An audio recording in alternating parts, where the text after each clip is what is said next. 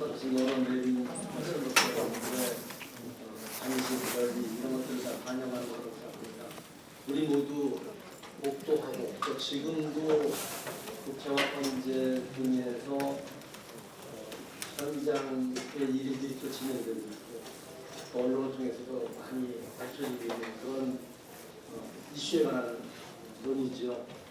오늘 발표는 우리 김정석 박사님께서 해주시는데 한 20분에서 25분 정도 해주시고 네 분 토론자께서 한 10분 정도씩 해주시고 시간이 되면 어쨌든 이 많이 참여하신 분들의 의견들도 좀 제대로 여러분의 의견들도 수렴하는 기회를 갖도록 하겠습니다. 2시간 예정되어 있고 이미 20분이 지나서 빨리 해야 될 것 같습니다. 김정석 박사님. 네, 감사합니다. 김정석입니다. 오늘 이 귀한 자리에 초대해 주셔서 감사드리고요. 상당히 중요하고 좀 예민한 주제를 말씀드리게 됐습니다. 저는 국방부에서 27년간 민간 공무원으로 근무를 했습니다. 그래서 이 민군 관계, 문민 통제 문제에 대해서는 항상 고민을 해왔고 어떻게 보면 평생의 숙제 같은 그런 주제입니다. 오늘 제 말씀도 드리고 좋은 말씀 드리는 기회가 됐으면 좋겠습니다. 오늘 제목이 굉장히 센데요. 쿠데타 방지 이렇게 되어 있는데 사실은 이번 12.3 비상계엄으로 촉발된 사건은 그 전통적인 의미에서의 군사 반란은 아니죠. 민간 정부를 군이 정복하는 그런 군사 쿠데타는 아니고 사실 대통령이 정점에서 기획하고 실행한 명령을 내린 친위 쿠데타라고 볼 수 있습니다. 그래서 어떻게 보면 또 영문도 모른 채 이렇게 여기 동원된 또 일부 군인들 같은 경우는 희생자일 수도 있고요. 또 자기 임무를 묵묵히 수행했던 많은 군이 또 위축되고 자괴감을 갖는 그런 불행한 사태라고 볼 수 있을 것 같습니다. 네, 그런데 그럼에도 불구하고 사실은 군의 무력이 이렇게 쉽게 동원될 수 있는가? 그리고 이런 반헌법적이고 불법적인 명령에 어떻게 단 한 명도 이의 제기가 없었는가? 더 나아가서 핵심 사령관들이 사전에 이렇게 깊숙이 모해하고 관여한 정황도 있는데 이런 것들을 보면 지금 우리나라 민군 관계에 어떤 분명한 취약점이 있다. 이런 경고, 각성의 계기로 삼아야 되는 건 분명한 것 같습니다. 민군 관계라는 것은 원래 상당히 어렵고 어떤 딜레마적인 문제입니다. 왜냐하면은 군은 결국엔 외부의 위협으로부터 그 사회를 보호하기 위해 있는 거죠. 그러니까 충분히 자율성을 보장받아야 되고 또 굉장히 강해야 됩니다. 그런데 어떻게 보면 역설 같은 것은 그 무력을 사회를 보호하기 위해서 군에게 무력을 맡겼는데 그 사회를 위협하는 존재가 될 수도 있다라는 것이 이제 민군관계의 패러독스의 출발인데요. 그래서 중요한 것은 군이 본연의 임무를 다할 수 있도록 자율성을 보장하고 충분히 강하게 사회가 격려하고 또 필요한 만큼 충분히 위임해줘야 되지만 또 여기에 대해서 군에 대해서 그 민주적 통제가 적절히 작동해야 된다. 이것이 이제 굉장히 중요한 문제가 되겠습니다. 제가 오늘 시간은 많지는 않지만 민군 관계, 문민 통제의 어떤 모델, 이론들을 아주 간략하게 좀 설명드리고요. 그런 관점에서 현재 우리 민군 관계 어떤 취약한 점, 보완할 점을 말씀드리고 개선책을 말씀드리고자 합니다.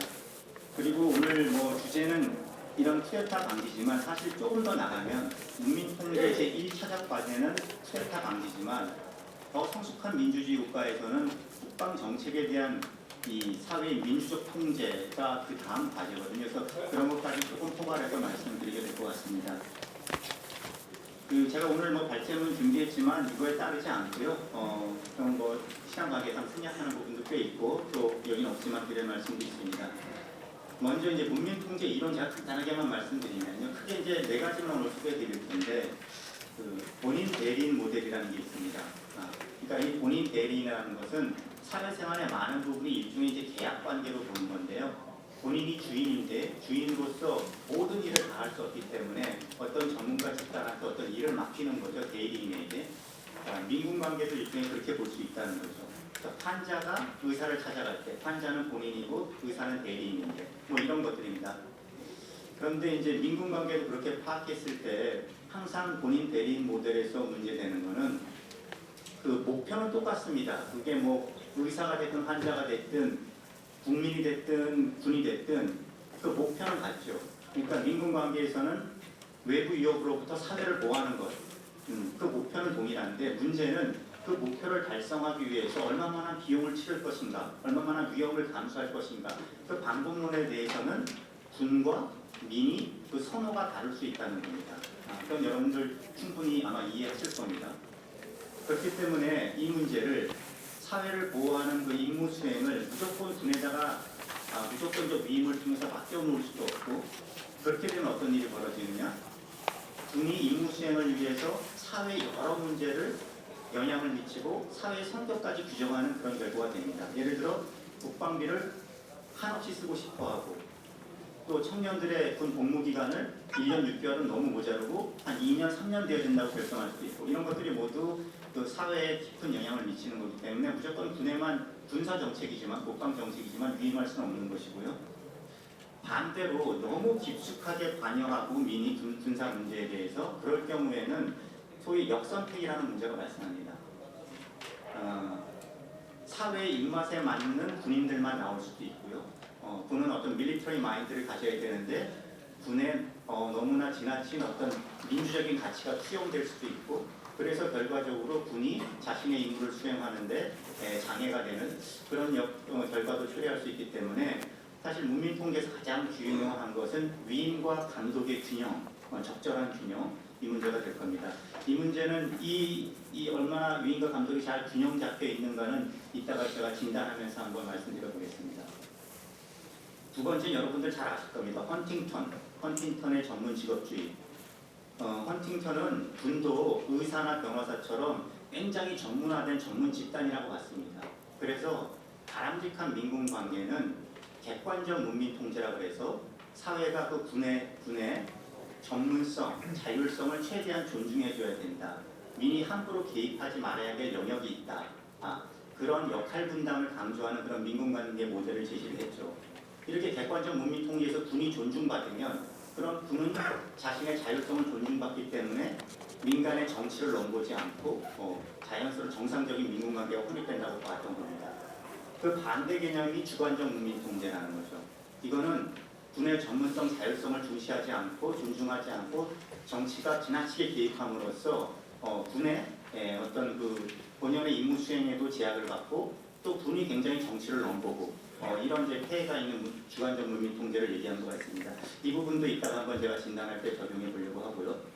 다음은 이제 엘리엇 코언이라는 헌팅턴의 제자이기도 한데요. 여기서 이 불평등 대화라는 어떤 그런 대안적 모델을 제시했습니다. 여기서는 민이 군의 자율적 영역이 있으니까 그것을 침범하지 말고 존중해줘야 되고, 그렇게 존중받음으로써 군이 전문 직업주의가 살아난다라는 그 헌팅턴식의 그 역할 분담론이 아니라, 오히려 군사 문제에 대해서는 상호 간의 장벽이 없이 긴밀한 소통이 있어야 된다, 깊이 있는 대화가 있어야 된다라는 걸 강조했습니다.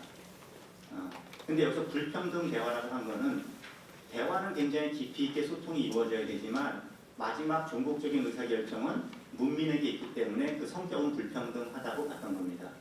그러니까 이 호언의 관점에서 보면 헌팅턴은 군의 전문성, 자율성을 좀 존중해주는 이런 걸 강조해서 군의 전문성, 전문 직업주의를 강조했다면, 호언의 모델에서는 건강한 민군관계라는 건 오히려 문민이 제대로 훈련받고 소양을 쌓아서 군과 국방 정책을 리드할 수 있을 정도의 어떤 식견이 있어야 된다, 리더십이 있어야 된다, 이제 이런 쪽으로 가는 겁니다.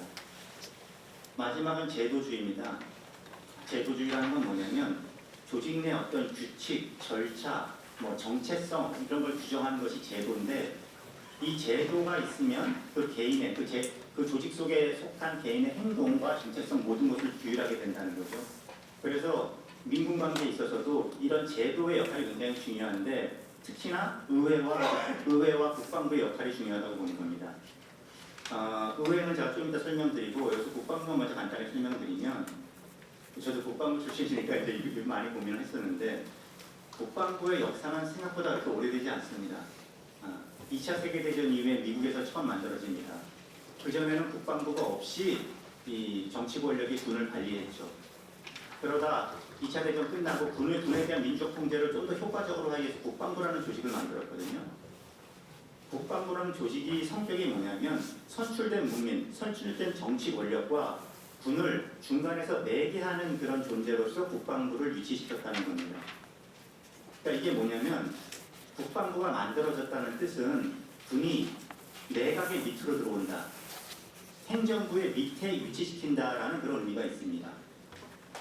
예전에 보면 태평양 전쟁에 일본군도 그랬고 뭐 1차 세계대전 독일군도 그랬지만 사실은 내각과 거의 병렬적인 위치에 있는 게 군의 위상이었습니다. 오로지 황제나 천황이나 수상이나 대통령한테만 지시를 받지 어떤 내각의 통제를 받지 않는 그런 어떤 독립적 위상과 역할이 있었는데 그렇게 하지 않고 그 밑에 위치시킨다는 의미가 바로 이제 국방부가 중간에 위치된다는 것이죠. 이따가 제가 뭐 문민장관이니 국방부 문민이나 이런 말씀드리겠지만 사실 그런 관점에서 바라봐야 이것이 의미가 있는 거죠. 국방부가 단순히 육군본부, 뭐 해군본부 합참의 상위 제대가 아니라 이런 독특한 존재 이유가 있다는 것을 먼저 말씀을 드립니다. 자 그러면 지금 우리 주제 관련돼서 그 이제 민군관계 진단을 해볼 텐데요. 이번 그 친일 쿠데타 관련돼서는 크게는 뭐 여러 개를 찾을 수 있겠지만 가장 심적으로 저는 인사 문제와 이제 군대 문화와 정체성 문제가 아닌가 싶습니다. 그러니까 헌법과 국민에 대한 충성이 완전 내면화되어 있는 군과 상관에 대한 과잉 충성과 절대 복종 이런 문화가 지배하는 군은 분명히 다를 거고요. 이게 어떤 군이냐에 따라서 이런 어처구니 없는 명령에 쉽게 동원되는가 아니면 이의를 제기할 수 있는가가 달라지리라고 봅니다. 이게 뭐 이미 유명한 사례인데 미국의 트럼프 1기 행정부 때 마크 밀리 합참의장 있죠.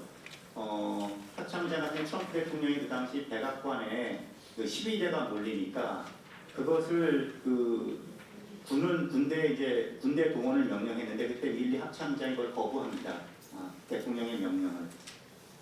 그랬고 또 이제 퇴임사에서도 마크 밀리 의장이 그 퇴역하면서 군은 합중국의 헌법에 충성하는 것이 개인에 충성하지 않는다 이런 또 의미심장한 말을 남기기도 했습니다. 반면에 이번에 우리 이 계엄에 동원된 이 사령관 같은 경우에는 그 법정에서 이렇게 항변을 했죠. 헌법과 법률에 위반되는지는 판단하지 못했다. 이거는 그냥 명령을 수행했을 뿐이다라고 항변을 합니다. 그러니까 지금 이것만 봐도 얼마나 이제 미국과 우리가 좀 차이가 나는지가 대비가 되는 건데 이런 문제를 해결하기 위해서는 뭐 여러 가지가 있을 겁니다. 벌써 많은 제언들이 있었습니다. 군내 교육, 민주 시민으로서의 군인으로서의 군내 교육뿐만 아니라 민주 시민으로서 소양 교육, 또 이를 위해서 사관학교를 어떻게 개편해야 되는지, 교수진이 어떻게 달라져야 되는지, 또 우리 군인복무기본법에 또 불법한 명령에 대해서는 어떤 명시적인 규정이 있어야 되는지 여러 가지들이 논의가 있습니다. 저는 이제 그거 말고 크게 한 3가지만 오늘 말씀드리려고 하는데요. 첫 번째는 군 장군 인사 시스템입니다. 뭐 여러 부사관, 뭐 장교 모든 인사가 중요하지만 사실 장군 인사 굉장히 중요하다고 보는데 그 전에 제가 장군 인사에 대해서 이제 청와대 대통령실의 관여가 이제 너무 깊다. 이것이 오히려 부작용을 낳을 정도로 폐해가 있다라는 것을 말씀드리려고 이제 꺼내는 거지만 그 전에 장군 인사권은 너무나 당연한 대통령의 권한이라는 것은 분명히 말씀드립니다. 예전에는요, 제가 처음에 국방부 근무 시작할 때만 하더라도 군에서 청와대가 장군 인사에 개입한다라고 노골적으로 이렇게 불편해하고 막 이게 반발하는 그런 이 얘기들도 있었습니다. 그러니까 물론 사석에서 하는 얘기지만, 근데 그거는 대통령의 인사권에 대한 어떻게 보면 좀 비헌법적인 그런 사고인데 그 정도로 뭐 그런 얘기가 있었는데 그건 절대 바람직하지 않고요. 당연히 장군 인사가 됐던 공무원 인사들 이거는 뭐든지 대통령의 인사권 안에 속한다라는 것은 분명하고요. 다만 어느 수준으로 어떤 방식으로 할 것인가가 문제인데 지금 현재 장군 인사 같은 경우에 공식적으로는 박군 총장의 추천, 국방부 장관의 제청, 대통령의 제가 이런 절차와 흐름으로 되어 있습니다. 그런데 공식적인 절차는 그러지만 실제는 어떻게 이루어지느냐? 아주 초반부터 대통령실이 깊숙이 개입해서 인사 명단을 작성하는 과정에 굉장히 깊이 관여한다. 그 과정에서 그 과정 굉장히 비공식적인 것이죠. 국방부 장관도 여기에 대해서 어떤 공식적인 절차가 있는 것이 아니라 어떻게 보면 총장과 군본부와 대통령실의 인사 라인에서 비공식적인 그런 루트를 통해서 이런 것들이 많이 이 윤곽 자체가 그렇게 바뀐다는 겁니다. 물론 이거는 그 행정부마다 많이 차이가 있습니다. 그렇지만 어느 일개 행정부만이 아니라 최근 들어서 이런 경향들이 좀 심해지는 것이 아닌가 이렇게 생각이 들고요. 이러다 보면 아무래도 마지막 단계에서 어떤 검증이나 뭐 아주 최소한의 수준에서 정부적 판단이 아니라 그 인사 초반부터 깊숙이 개입하다 보면 그 정부 친화적인 인사 쪽으로 많이 가게 되고 전 정부 인사 배제하고 뭐 이렇게 되다 보니까 군이 굉장히 이제 이 정치화되는 어떤 그 빌미를 제공할 수 있다고 보는 거죠. 그래서 이렇게 되면 그 헌팅턴이 경고했던 주관적 문미 통제의 폐해가 나타날 수도 있다. 그러니까 군내에서 자체적으로 그 객관적 평가에 의해서 진급하는 이런 시스템이 아니라 청와대의 어떤 그 뭐 작용으로 만약 됐다면은 어떤 소명의식과 자부심을 갖기보다는 어떻게 보면은 좀 보온 관계가 형성되는 저는 이번 쿠데타에도 그런 게 없지 않아 분명히 있었다고 생각이 드는데 그러다 보니까 어떤 명령도 더 거부하기 어려운 이런 것이 있었다고 봅니다. 그리고 또 하나는 이 우리가 이제 정권이 바뀌면 뭐 군 고위직 인사도 굉장히 이제 물갈이하다시피 많이 바뀌죠. 근데 이런 것도 어느 정도 수준의 문제로 우리가 좀 고민해야 될 부분이다. 또 우리 군 인사법에 의하면 의장과 총장은 만 임기 2년이 보장되어 있지만 임기 2년을 채우는 법은 거의 없습니다. 미국 같은 경우 보면 오히려 또 합참의장은 총장의 임기가 4년으로 우리보다 2배나 긴데 여기는 거의 예외 없이 다 임기를 보장받거든요. 그래서 이런 부분도 이 적절한 아까 말씀드린 위임과 감독의 균형 이런 관점, 그 다음에 주관적 문민 통제 혹시 폐해가 나타나지 않도록 그 역선택의 문제가 덜 나타나도록 너무나 순종하는 군인 또는 뭐 영혼 없는 군대 이런 것이 되지 않도록 하는 이런 부분에 대해서 좀 고민이 필요하다고 보고요. 두 번째는 이제 국방부와 국회 역할을 좀 한번 말씀드릴 텐데요.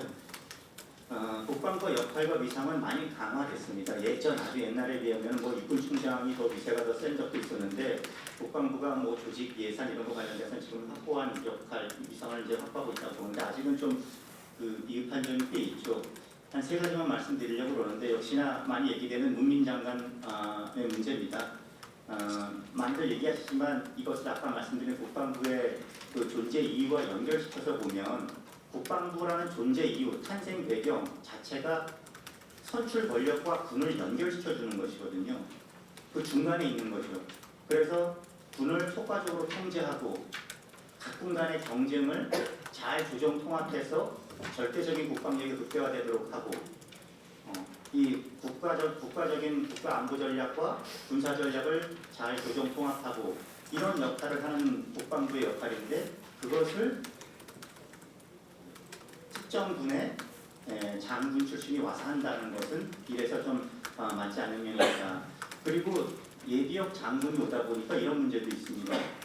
합참의장과 총장의 역할과 그 위상이 좀 위축되는 그런 면도 있습니다. 군 선배가 장관이 돼서 계속 작전적인 문제, 부대 관리 문제 얘기하다 보니까 오히려 그런 문제에 대해서 자율성을 가지고 군을 발전시키고 지도해야 될 의장과 총장의 역할이 오히려 좀 위축되는 그런 부분도 있어서 이런 부분은 문민장관이 오면 오히려 더 적절한 역할 분담이 있지 않을까 이런 생각이 들고요.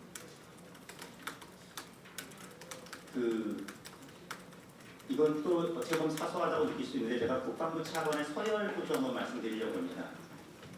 그 국방부 차관은 현재 국방비 내에서 차관 서열이 9입니다. 9번째인데요. 장관 다음에 합참의장, 그다음에 각군 총장, 그다음에 뭐 연합사 부사장관과 지작사령관, 이작사령관 다음이거든요.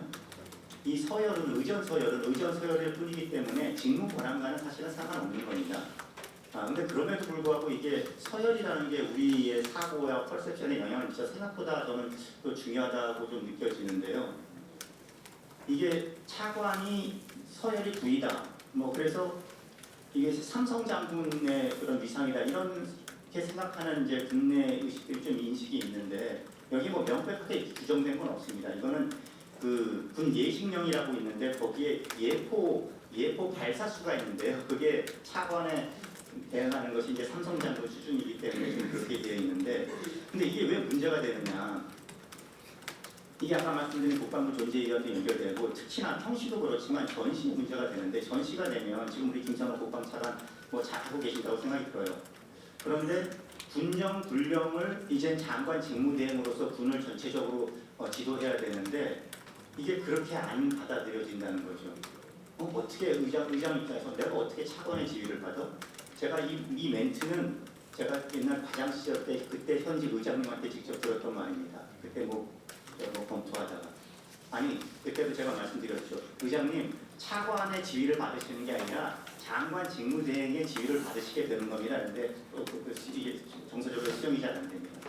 그래서 아마 지금도 뭐 좀 들려오는 얘기는 군령 군령을 확고하게 지금 장관 직무대행 행사하는데 좀 어려움이 있다. 제가 이런 얘기를 듣고 있어요.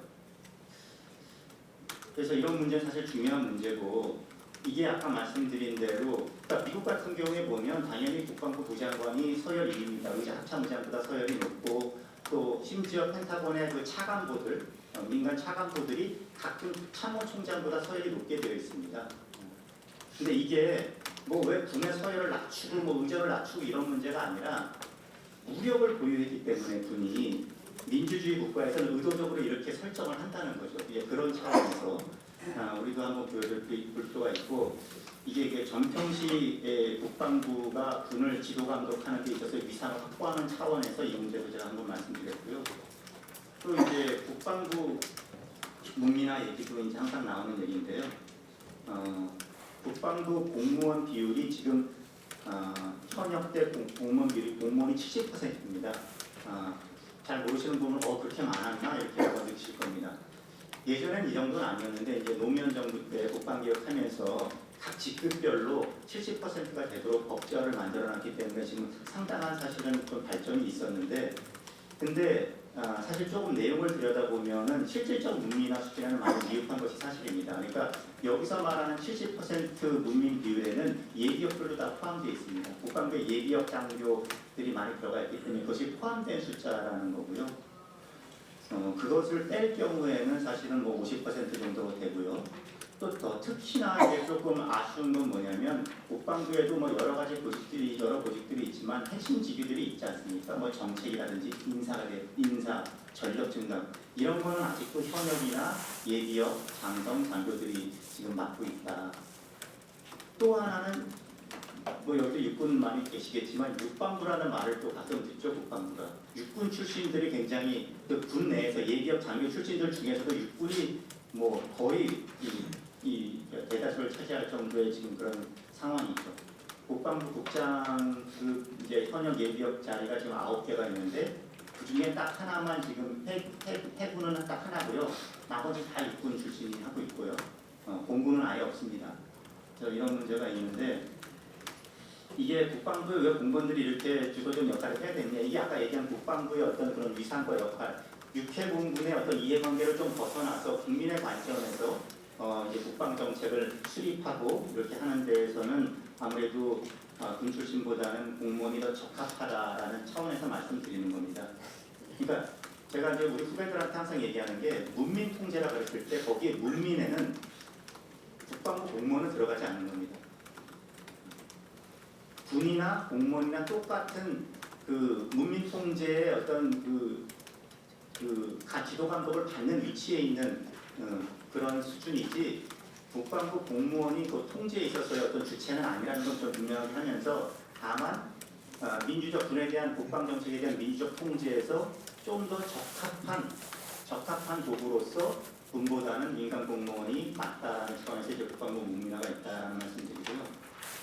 그다음 이제 국회 역할도 제가 잠깐 말씀드렸는데 국회 역할도 많이 확대되어 있죠. 이번에서도 사실 큰 역할을 했고 이번 사태에 대해서도 특히나 뭐 예산, 입법, 뭐 각종 청문회, 감사 이런 권한을 지금 확보합니다. 하지만 조금 더 나아가면 이제 미국 의회랑도 비교가 되는데 우리는 이제 청문회 관련돼서 청문 범위가 굉장히 합창의장까지만 하고 있죠. 미국은 사실은 굉장히 폭넓게 광범위하게 지금 하고 있고요. 근데 그것을 뭐 우리도 그렇게 미국처럼 넓힐 수 있을지는 모르겠습니다. 우리 실정도 있고요. 다만 그게 꼭 청문회는 아니더라도 이번에 문제가 됐던 어떤 핵심적인 사령관들, 예를 들어서 특전사, 수방사, 뭐 방첩사 이런 사령관들이 있는데 이런 부분에 대해서는 뭐 국회가 좀 더 문제 제기를 한다든지 뭐 이런 건 있을 수 있을 것 같은데 아까 그 출신을 육해공군 출신을 달리하다든지 그 국직기관장일 경우에 방첩사령관이나 이런 경우에 그리고 또 육군에 속한 뭐 수방사령관이나 특전사령관 같은 경우에는 사관학교 아니라 비사관 출신 간의 어떤 그런 출신별 어떤 균형 모임이라든지 뭐 이런 거 관해서는 국회가 좀 더 관심을 가질 수 있지 않을까 생각이 들고요. 또 예산은 통제를 하지만 정원 통제는 안 합니다. 우리 국회는. 미국은 계급별 정원 통제를 하는데 그런 부분도 한번 검토를 두고 있을 것이고 또 하나는 이 국방정책 전반에 대한 민주적 통제는 상당히 약하다고 저는 생각합니다. 그러니까 뭐냐면 이 우리가 국회는 그 예산 통제를 하죠. 확고하게 하죠. 하지만 이 예산이라는 거는 국방정책의 큰 유기적 흐름으로 보면 맨 마지막 단계, 끝 단계에만 있는 겁니다.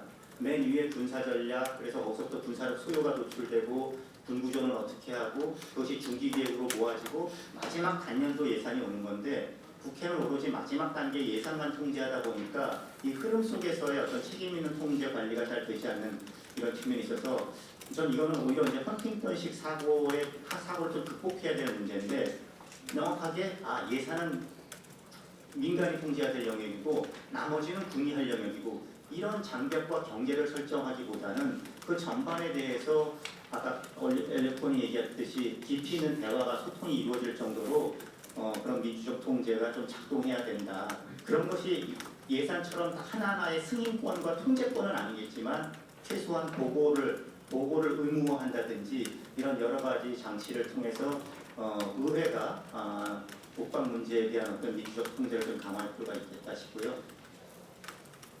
네, 마지막으로 이것도 좀 예민한 문제인데 방첩사 문제 간단하게 말씀드리겠습니다. 이 방첩사령부를 이제 앞으로 어떻게 할 것인가가 이제 고민의 하나가 될 것 같습니다. 방첩사령부는 그동안에 이번에도 사실은 굉장히 핵심적인 두뇌 역할을 한 것 같고요. 그 전에 뭐 12.12 사태에서도 그랬고 또 박근혜 정부에서도 계엄령 무건으로도 이렇게 문제가 됐었고요. 그래서 이런 이 수많은 우리 현대사의 큰 이런 탈법과 논란에 어떻게 보면 중심에 있었는데 그동안에 많은 뭐 개혁 조치들이 있어 왔습니다. 김영삼 정부만 하더라도 그 당시 보안사의 그 민간 사찰 문제 때문에 대대적 개혁을 해서 이름도 기무사령부로 바꾸고 뭐 사령관 계급도 중장에서 막 준장으로 떨어뜨리고 YS 대통령이 독대를 안 하고 뭐 이런 초반에 엄청나게 이제 그 기무사의 힘을 빼는 조치를 취했는데 마지막 임기 후반부 가면 다 복원됩니다. 사령관 계급부터 시작해서 그랬었고요. 또 문재인 정부 때도 기무사령부를 완전히 이제 폐편한다고 그래서 안보지원 사령부를 새로 창설하고 막 30% 인원 감축에 특권 폐지 뭐 여러 가지 개혁 조치들을 좀 과감하게 시도를 했지만 사실은 지금 뭐가 크게 달라졌는지를 잘 모르겠습니다. 그 이유는 이런 것이 왜 개혁 조치들이 그동안 왜 실패했냐면은 그 방첩사의 핵심 기능은 하나도 건드리지 않았기 때문에 그렇거든요. 핵심 기능은 크게 보면은 보안, 방첩, 그 다음에 신원조사, 그 다음에 군대 동향 감시 뭐 이런 것들인데 이런 것들 하나하나가 굉장히 막강한 것이고 또 뭐 다 필요하다고 볼 수 있는 기능들인데 문제는 이것이 딱 하나의 한 개 기관에 한 개 부대에 다 집중되어 있다는 거죠. 그러다 보니까 이게 어떻게 보면 장관의 통제도 거의 벗어나는 그런 이상을 갖게 됐는데 결국 이 문제는 좀 고민이 필요합니다. 이 지금 말씀드리는 핵심 기능들을 지금과 같은 한 개 기관에 몰아서 계속 수행하게 할 것인가 아니면 여러 부대 기관에 분산시킬 것인가 예를 들어서 뭐 보안 이런 것들을 우리 군의 감찰 조직들이 있지 않습니까? 이런 뭐 동양이나 이런 것들도 뭐 감찰, 군사, 경찰 뭐 여러 가지 이런 조직들이 있어서 이것들을 분산시켜서 어느 정도 견제와 균형을 이루게 할 것인지 지금 같은 시스템을 가져갈 것인지 이런 것들을 좀 고민해야 될 필요가 있다고 보고 이게 민주주의에서는 주인이 여기 이제 종이 있으면 종은 여러 명 있는 게 좋은 거거든요. 그래야지 사실은 어느 정도 통제도 되고 견제 균형이 이루어지는데 그런 면에서 한번 좀 고민해 볼 필요가 있을 것 같습니다. 그러니까 문민 통제에서 화두처럼 나오는 말이 지키는 자를 누가 지킬 것인가, 어떻게 지킬 것인가라는 건데 지키는 자는 사회를 지키는 자가 군인데 그 군을 또 어떻게 지킬 거고 어떻게 감시 감독할 건가. 지금 우리는 방첩사를 통해서 보안사를 통해서 기무사를 통해서 군을 감독해 왔죠. 근데 그 방첩사가 사실 지금 2번에 걸쳐서 이 쿠데타의 결정적 역할을 했다는 것이 드러난 마당에 이 문제를 어떻게 할 것인가를 앞으로 좀 고민할 필요가 있다라는 말씀을 끝으로서 여기서 마치겠습니다. 감사합니다. 네, 그렇습니다.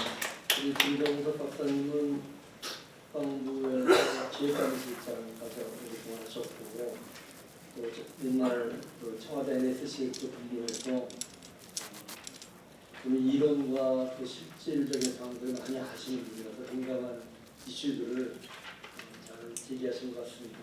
아마 여러 토론자분들께서 그와 관련된 의견들도 많이 말씀해 주실 수 있을 것 같고요. 오늘 토론은 아까 소개를 우리 전체 사회자께서 따로 소개를 드리지 않았는데 김도빈 장관은 먼저 하시고 김종대 의원 그리고 아직 구성찬 의원이 도착하지 않으셨으니까 이태호 의원님 말씀하신 순서로 진행하도록 하겠습니다. 우리 김도빈 장관은 청와대 비서관으로도 근무했고 국방부의 대북정책관으로도 근무를 하셨고 군대통제 전문가시고 그리고 육군 수도방위사령관으로 현장 야전에서도 근무한 다양한 경험을 갖춘 군인입니다. 10분 정도 말씀해 주시죠. 예, 안녕하십니까, 김도균입니다.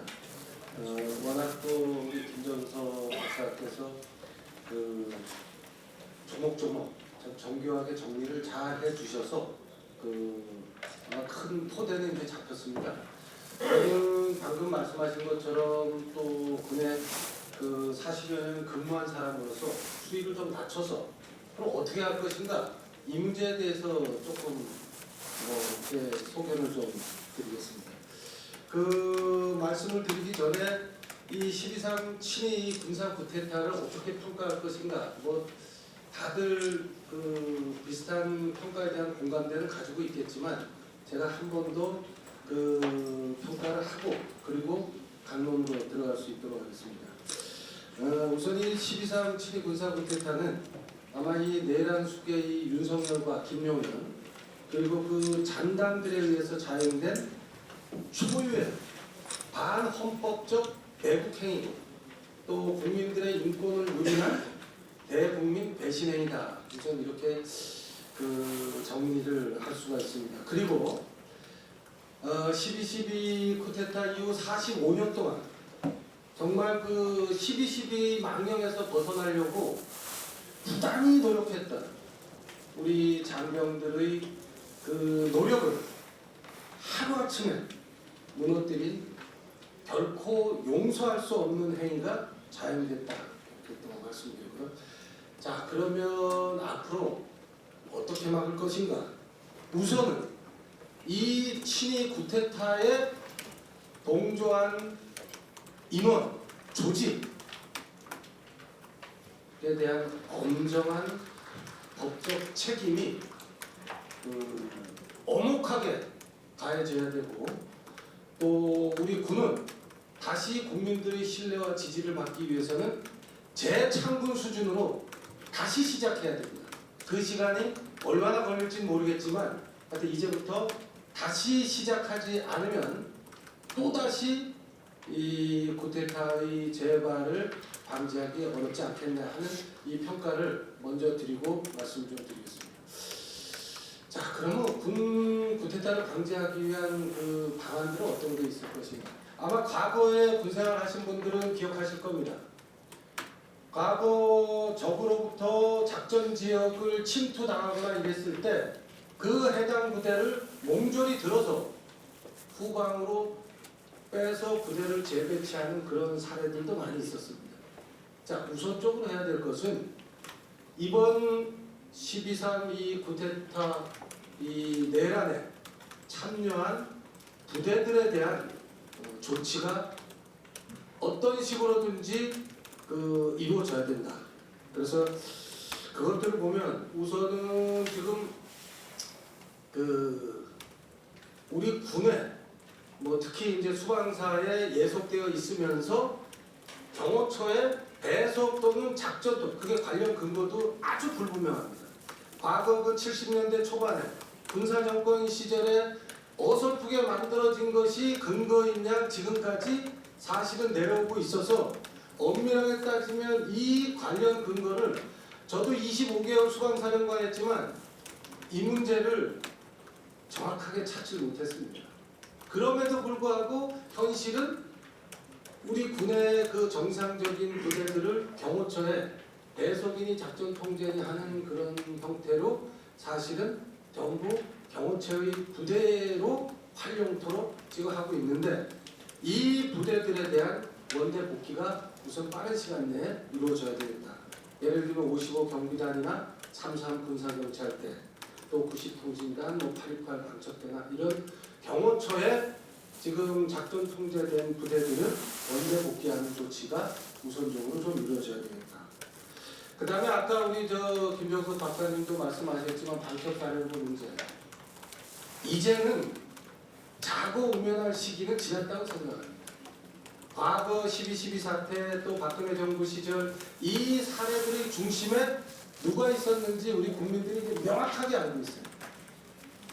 보안사, 기무사, 안보지원사, 방첩사로 이름만 바꾸면서 그 군뿐이 아니라 군 바깥쪽까지 주도권을 행사하고 그 하수인의 역할을 했던 이제 방첩사령부는 더 이상 군의 역사에서는 이제 배제시켜야 된다, 분리돼야 된다. 그래서 방첩사령부는 우선 이 시점에서 해체가 필요하다. 그 기능, 뭐 중요한 기능 있습니다. 국가가 유지되기 위해서 매우 중요한 기능들을 방첩사가 가지고 있는 건 분명한데 지금 우리 군이 우리 국민들이 생각하는 것보다 굉장히 체계적이고 업무적으로 수십 년 동안 정리가 잘 돼 있습니다. 그래서 보안 기능을 전문적으로 다룰 수 있는 우리 정보본부 기능이 그대로 유지돼 있고 또 방첩이나 기타 그 어떤 군 수사 기능을 맡을 수 있는 그 조사본부 조직이 잘 짜여져 있습니다. 네, 그래서 뭐 방첩 기능이 됐든 보안 기능이 됐든 또 그 시험 조사나 뭐 동향 다 기존의 우리 군 내부에 있는 조직에서 충분히 활용할 수 있다. 그래서 방첩사에 있는 그 전문가들을 그 기능 부대로 전부 분산해서 업무를 정리하면 저는 뭐 특별히 문제될 건 없다고 생각합니다. 다만 신념과 용기가 필요한 그런 시점이다. 그래서 이제는 이 문제에 대한 정리가 필요하겠다는 생각합니다. 그리고 이 윤석열, 김영현이 건드려서는 안 되는 몇 가지를 했는데 그 중에 뭐 아시다시피 대표적인 게 우리 최강의 인간 정보 자산을 계엄군으로 활용하는 것. 또 비밀스럽게 유지 관리돼야 될 비원 빵카를 계엄에 투입하는 것. 이것은 정말 해서는 군사정권 시절에도 하지 않았던 그런 일들을 자행했습니다. 그래서 우선 인간 정보 자산에 대한 이제 분명한 검토가 필요합니다. 그래서 국군정보사령부 예하의 인간정보부대는 과감하게 이제는 축소해도 됩니다. 네.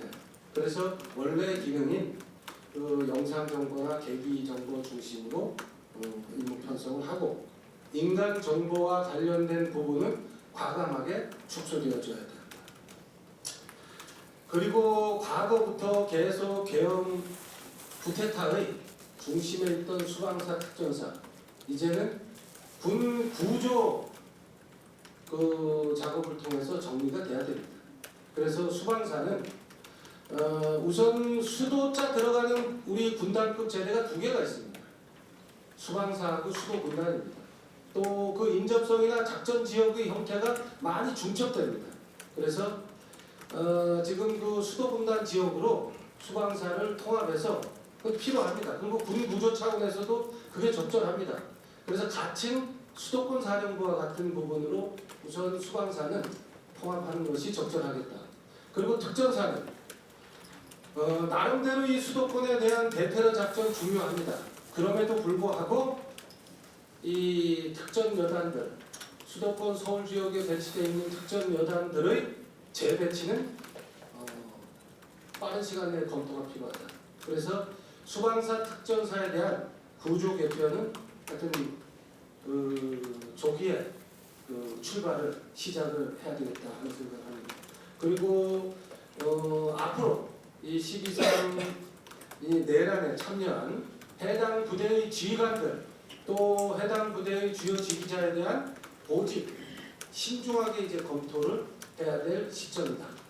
이런 말씀을 드리면서 12.3 비상계엄에 관여하고 동조하고 참여한 그 조직과 기관에 대한 어떤 그 개혁 작업이 필요하다는 말씀을 드리겠습니다.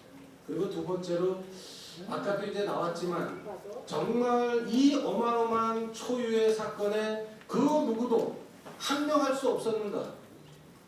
이것이 정말 우리 군의 문화고 그것을 상명하복이라고 생각하고 있는 것인가? 이 문제에 대한 좀 고민은 좀 많이 필요합니다. 그래서 군의 정치적 중립 여건을 실질적으로 좀 보장해 줬으면 좋겠다. 그래서 아까 말씀하신 것처럼 군인사법에 대통령이 장성에 대한 그 진급 결재 행위가 이루어지다 보니까 사실 원스타부터 시작해서 그 청와대 관계 부서의 인사 담당하는 부서의 이 검증이 굉장히 범위가 넓습니다. 그리고 청와대에 있는 그 인사 담당자들도 사실은 본인들이 검증할 수 있는 범위를 넘어선다는 것을 또 분명히 알고 있어요.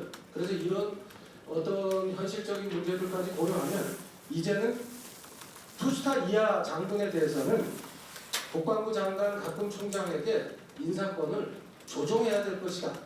그래 더 이상 완스타 투스타에 대한 청와대의 관여가 필요한 시기가 아니다.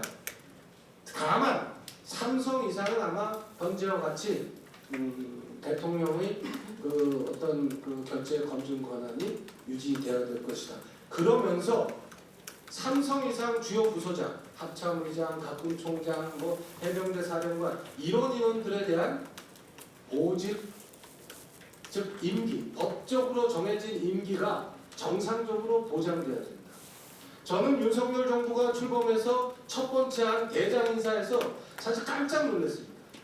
어떤 정부도 우리 그 군의 대장이 7명 있는데 7명은 한 번에 교체한 적이 없습니다. 야, 정말 이런 조건이구나. 그때 사실은 그런 생각을 했었는데 그래서 삼성 이상 주요 부서장들에 대한 법적 임기는 적극적으로 보장돼야 된다. 그리고 아까도 나왔지만 이 청문 대상 국회의 관여가 개인적 관여는 있을지 몰라도 제도적 관여가 사실은 많이 부족합니다. 그래서 이 부분은 우선 청문 대상을 확대할 필요가 있겠다. 지금 하는 것처럼 뭐 공개적 청문 방법이 아니면 충분히 청문 대상을 저는 확대해도 된다고 생각합니다. 최소한 대장 이상은 국회의 청문 대상에 포함을 시켜서 국회의 제도적 관여가 좀 필요하겠다 하는 그 생각을 합니다. 이런 좀 사안들에 대한 그 역할을 하면 이 정치적 독립 여건이 보장되지 않을까 하는 생각을 하고요. 그 다음에 이제 문민통제, 사실은 수십 년 동안 문민통제의 얘기는 우리 군 내부에서도 많이 이루어졌던 겁니다. 그럼에도 불구하고 문민통제는 정말 그 찻잔 속의 메아리와 같은 그런 용어입니다. 이제 이 부분을 좀 더 실질적으로 하려고 하면 군 간부들의 양성 교육 체계의 개선, 그리고 군 간부 교육기관에서의 어떤 교육제도나 교육 방향에 반드시 이제 포함시키고 그 내용이 실질적으로 제도에 그 다음에 인사에 반영될 수 있도록 해야 된다. 요게 말이 조금 긴데 뭐 시간 관계상 이건 나중에 기회가 되면 한 번 더 말씀 드릴 수 있도록 하겠습니다. 그 다음에 이제 우리 군 문화입니다. 이번에 그 비상계엄을 통해서 드러난 정말 군의 그 문화가 이 정도밖에 안 되는가? 이 폐쇄적이고 이 획일적인 이 군 문화 정말 이제는 오픈해야 되겠다. 그리고 또 오픈되어야 된다 이렇게 생각합니다.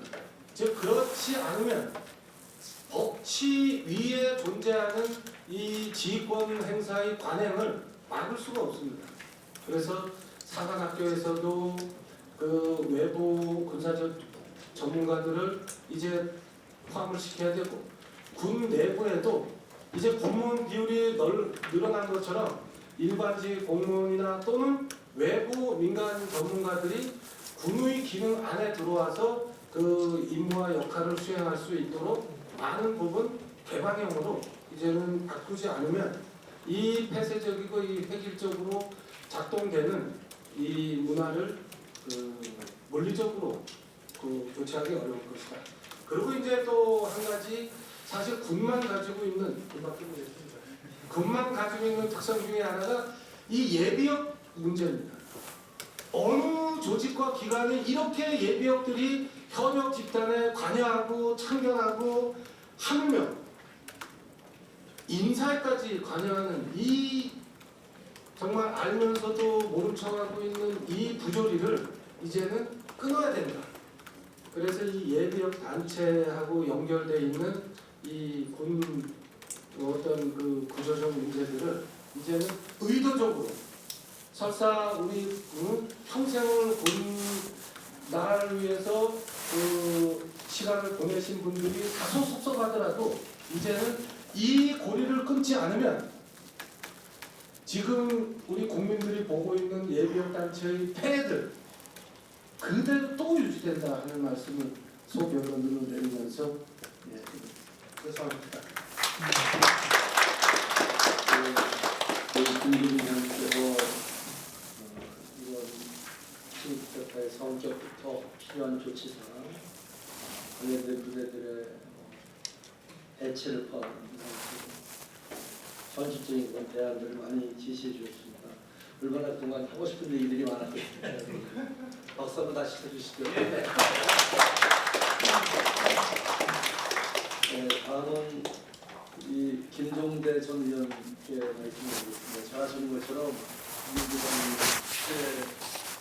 장기전 의사 10년에 국회에서 국회의원을 또 언론, 정부, 과 청와대, 국방 관련해서 아주 오랜 경험을 갖고 있습니다. 네, 감사합니다. 김종대입니다. 이런 토론을 참 오래 기다렸습니다. 조금 더 실질적이고 어떤 깊이 있는 진단에 일단 오늘 발표할 개념적인 흐름을 제시해 주셨습니다. 사실 이런 토론에서 이 쿠데타 방지, 군대가 어떻게 할 것인가가 첫 번째 질문입니다. 우리가 또 빠뜨려서는 안 되는 것이 무엇이 그 쿠데타를 방지해서 우리가 이 대화를 실패하는 건가? 이 반대편에 있는 질문도 또다시 한번 답을 내려야 된다고 생각합니다. 분명히 이건 실패한 개념이고 아무리 국헌불란이고 내란이고 폭동이고 그렇다 하지만은 그러나 한국민주주의는 강했고 한국의 시민사회는 유례없이 건조했다. 그런 면에서 분쇄시킨 요인도 같이 한번 얘기하는 조금 어떤 사고의 균형도 한번 도모해 볼 필요가 있다. 이런 생각이 듭니다. 저는 그런 점에서 한국의 민군관계와 이 어떤 제도는 상당히 성숙한 나라고 또 매우 탄탄하며 역사적 경험에 서 있기 때문에 여러 가지 취약점이나 문제점이 발견되고 됨에도 불구하고 이번엔 민주주의는 승리자의 모습으로 가고 있다. 이건 국민의 승리고 시민의 승리다. 이런 점을 먼저 강조해드리고 싶습니다. 군대를 어떻게 할 것인가에 앞서서 군은 굉장히 비합리적인 조직이라는 걸 좀 인식할 필요가 있겠습니다. 사실은 군대는 인간을 살상할 수 있고 또 부하하고 죽을 줄 알면서도 명령을 내려야 되거든요. 사람이 죽고 사는 것은 인간의 영역이 아니라 신의 영역인데 이걸 해야 된다는 군은 그 속성상 비합리적인 조직입니다. 이 비합리적인 조직의 비합리성을 기꺼이 감내하고 책임을 진다는 점에 군의 특수성이 있는 거거든요. 그런데 이런 비합리적인 조직이 나름대로의 합리성을 가지려면 저는 국방 개혁에서도 4가지가 일단 검토돼야 된다고 보는데요. 우선 군개혁에 관한 차원에서 먼저 4가지를 말씀드리면 첫 번째는 명령이 합법적인 권위에 기초했는가 하는 문제입니다. 어떤 명령이 군사적으로 상명하고 내지는 상하 간에 어떤 서열이 있다 할지라도 분명히 법치주의 기반 하에서 심의되고 숙고된 명령이어야 한다. 그리고 동의된 명령이어야 한다. 그러나 우리 같은 경우는 권력자의 주관과 변덕에 의해서 내려지는 명령이다.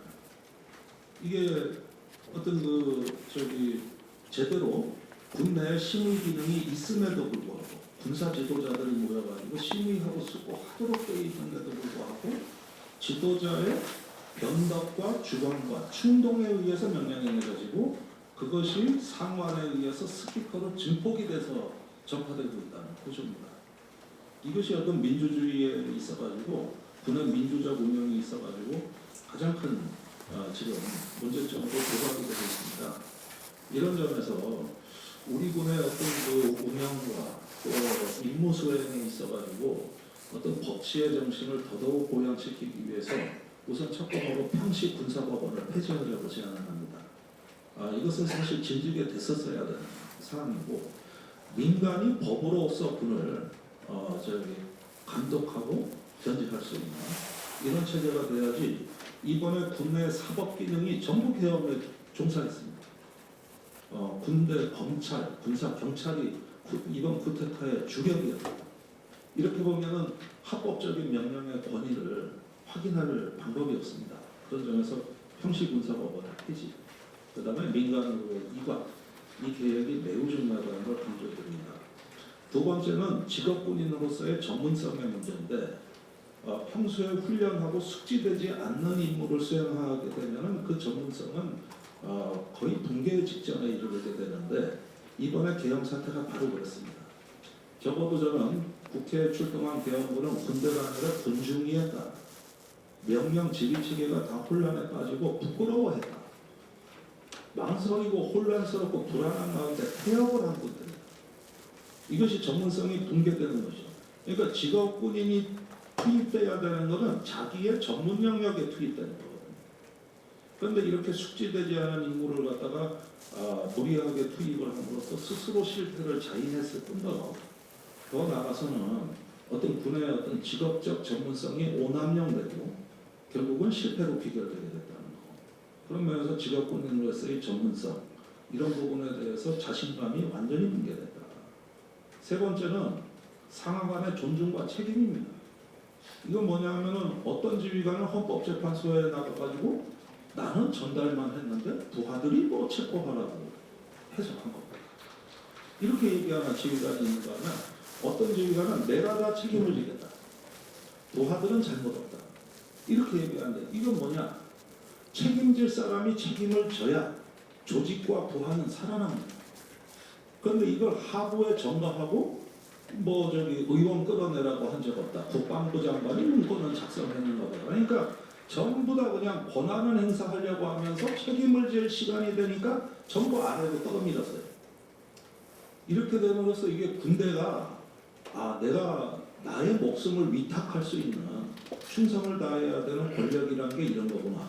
이런 점에서 많은 청년 장교들한테는 비애감 내지는 자괴감을 줍니다. 이런 군대에 충성을 하겠냐? 헌신짝처럼 써먹고 버린다.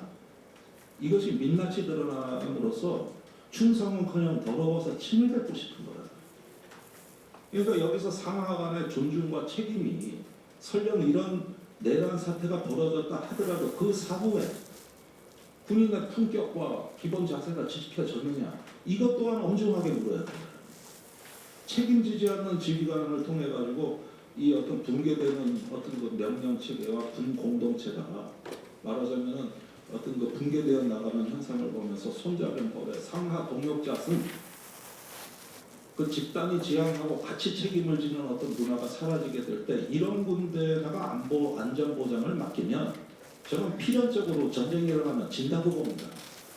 승리를 확신할 수 없는 군대의 민낯을 보여주는 게 국군 통수권자로부터 사령관에게 이르기까지 그랬다. 예. 이런 점에서 우리 군의 지금 기본이 무너지고 있는 거 아니냐. 그리고 책임질 사람이 책임지지 않음으로써 그 조직은 앞으로 회복되는데 엄청난 시간과 비용이 필요할 겁니다. 이런 뼈아픈 비용을 초래하고 있는 이후의 과정도 굉장히 중요하다. 네 번째는 사회의 동의와 존중입니다.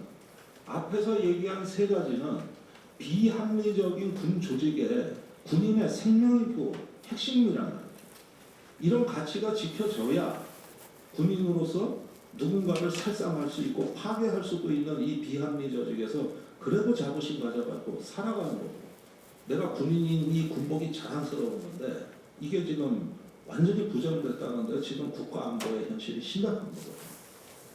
일단 군인이 군을 사랑하고 지켜야 국민이 군을 사랑하고 지켜줍니다. 군인부터가 군을 버렸어요. 그러면서 이 사회의 어떤 존중과 동의라고 하는 이게 국민에게 생명과도 같은 건데, 이런 네 가지의 그 사항이 이번에 군 개혁에서 어떻게 좀 다시 한번 회복되고 치유될 수 있는 보다 더 근원적이고 원대하고 담대한 군방 개혁이 필요하다. 그런 점에서 새로운 어떤 군의 어떤 비전과 가치 또 뛰어난 리더십이 나타나서 이 공백을 메워주지 않으면 안 되는 엄중한 시간이라는 거, 이걸 다시 한번 말씀드립니다. 이것이 이제 군에 대한 조치 사항이라면 국회에서 참고할 사항들도 몇 가지가 있겠습니다. 첫째는 계엄의 사전 사고 절차를 더욱 정교화하시기를 권고해 드립니다. 이 계엄에 관해서는 사전 동의 절차가 현재 국회에는 없는데 사후에 해제 권한만 명기되어 있거든요. 그러나 이제 합의 법령을 통해서라도 우리가 이 계엄의 요건을 갖다가 국회가 심사하고 승인할 수 있는 어떤 절차적인 제도, 이런 부분들에게 조금 더 주안점을 두시되, 어떤 그 계엄이라는 게 이게 국방부 장관이 계엄을 건의하면 안보 사태가 있다는 것입니다. 그렇다면은 이 계엄을 선포하는 원래 의미는 국가 비상사태를 격상하기 위한 선행 조치거든요. 그러니까 대포권 4에서 대포권 3로 올라갈 때 이때 국민 총동원령이 선포가 됩니다. 이 계엄이라는 건 뭐냐면은 국민의 기본권을 제한해서 군사 동원을 하기 위한 사전 절차로 이해됩니다. 이게 이제 전쟁 절차인 거예요. 근데 이게 국내 정치에 활용이 된 것이거든요. 그러니까 이 군사적인 성격, 왜 기본권이 제한돼야 되는지, 전쟁 수행이 되는지에 대해서는 이것은 대통령의 선정보고권부터 시작해서 여러 가지 다른 어떤 국정 업무와 관련되기 때문에 이런 부분에 대해서는 심의와 동의 절차, 이런 부분들의 제도적 공백을 하루속히 좀 메워주시기를 일단 권고를 드리고요. 사실 이번에 계엄이 실패하게 된 중요한 이유 중에 하나가 동맹의 존재입니다. 아시다시피 그 북한에 대한 합동 타격 계획이라든가 여러 가지 그 음모적인 그 계획을 마련할 때 항상 그 문제점은 어떻게 하면 미국 모르게 잽싸게 해치우느냐. 이게 하다가 여의치 않았단 말이죠. 어떻게 보면 여기서 한국의 위기 관리에 있어서는 한미 간의 연합방위 체제라는 변수가 있다는 것도 이번 계엄에서 여실히 드러나는 측면이다.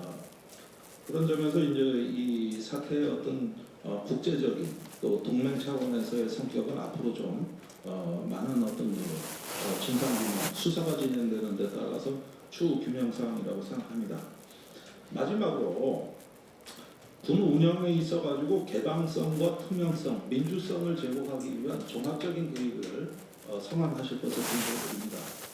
우선 사관학교만 보더라도 자꾸 뭐 어떻게 보면은 우리 김덕균 장관님께서 쿠데타를 육사에서 2번이나 했다고 했는데 제가 알기로는 3번입니다.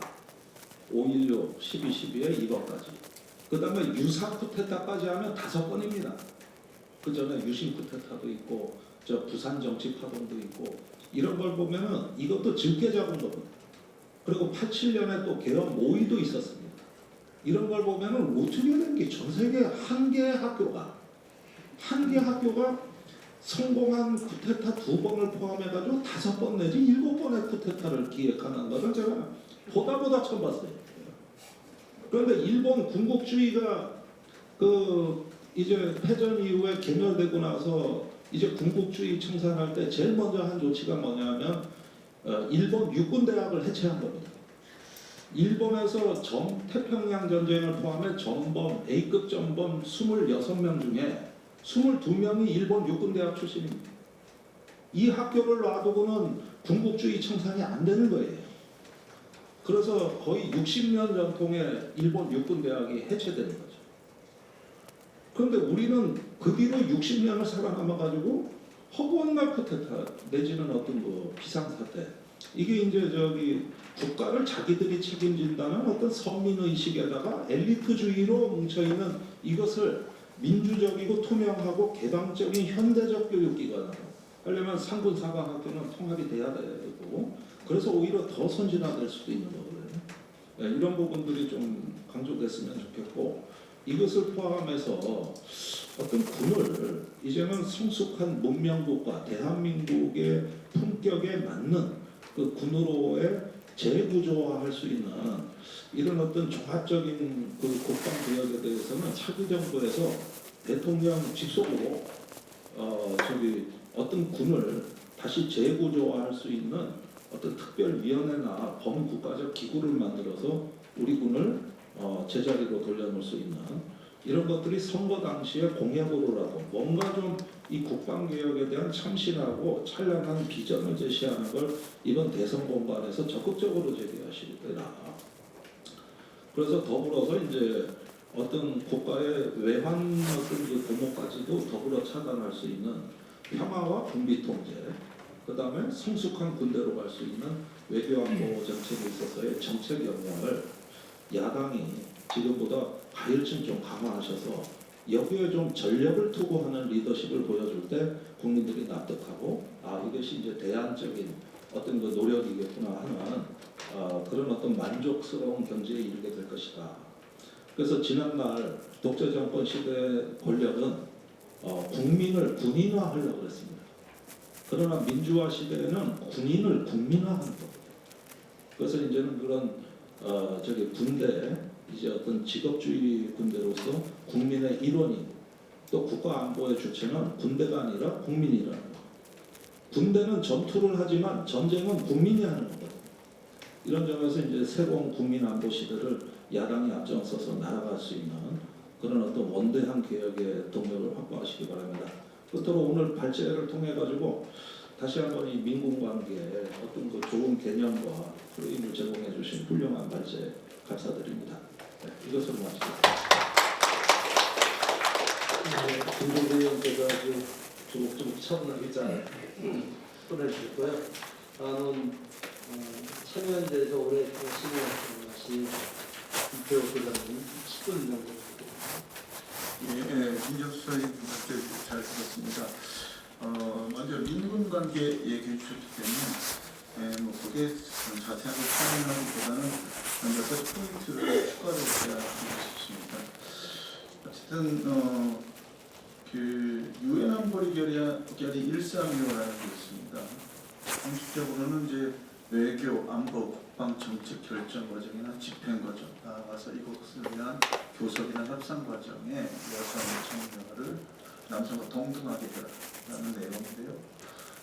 그냥 여성의 참여만이 아니라 통상적으로 이런 정책 결정을 했던 사람들 외에 이 결정으로 영향받는 사람들이 실제로 참여해야 된다는 철학이 깔려 있습니다. 이건 민군관계에도 적용될 수 있다 이렇게 보고요. 두 번째는 이번 쿠데타 실패한 쿠데타로 얘기하시면서 이건 군이 잘못되면 됐지만 또 많은 공무원들과 군들이 이걸 막는데도 기여했다는 말씀하셨는데 이것을 한마디로 표현하면 어쨌든 특히 군이 제복 입은 시민이다. 그리고 제복 입은 시민으로 대우해줘야 되고 또 그렇게 작동해야 된다라고 할 수 있을 것 같습니다. 그 발전도 살짝 나오는데요. 그래서 이 제복 입은 시민이라는 말은 그를 통제하는 논리이기도 하고 그를 존중하는 논리이기도 하고 또 교육받은 군 장병이 쿠데타를 막은 오늘의 상황도 잘 설명하는 것이라고 생각합니다. 그럼 이걸 어떻게 실현할 것인가 하는 차원에서 얘기된다고 봅니다. 근데 이번에 어쨌든 오늘 주제가 쿠데타 방지인데요. 이번에 보면은 하여간 위협인식이 그 포고령으로 위협인식에 대해서 상식 바뀌고 근데 어쨌든 그것을 대통령 자신이 그 위협인식을 선포하니까 야 그런 게 진짜 있나 아직도 논쟁이 되고 있죠. 전 국민 간의 논쟁이 되고 있습니다. 위협인식 독점 문제가 있죠. 이것을 그럼 비상사태나 계엄으로 해결하려고 했던 예외 상태를 선언하거나 이것에 대해서 어쨌든 수단이 너무 과도해서 지금 현재에서 논란이 되고 있고요. 특히 국가적인 기본권 제약을 아무렇지도 않게 생각했다. 특히 국회, 언론의 자유고 아무리 비상사태라도 이런 게 없어져야 되느냐 하는 문제에 대해서 문제가 됐기 때문에 이런 문제들을 어떻게 고칠까 하는 문제인데요. 근데 사실 우리 사회 전반이나 우리 정치 시스템 전반이 비상 상황이나 예외 상태를 너무 강조하고 있기는 합니다. 물론 지속되고 있는 전쟁 때문이기도 한데요. 사실은 예전에 권위주의 시대를 거치면서 아직 그게 해결 안 되는 것도 있죠. 일단 국민 사찰이라든가 기본권 침해를 아주 정부가 마음대로 할 수 있도록 법이 보장하고 있습니다. 일상화되어 있다는 면도 있고요. 그 다음에 군사작전이나 전략, 계획, 배비, 훈련 이런 문제들에 대해서 민주적 심의라는 게 지금 거의 불가능한 상태에 있다.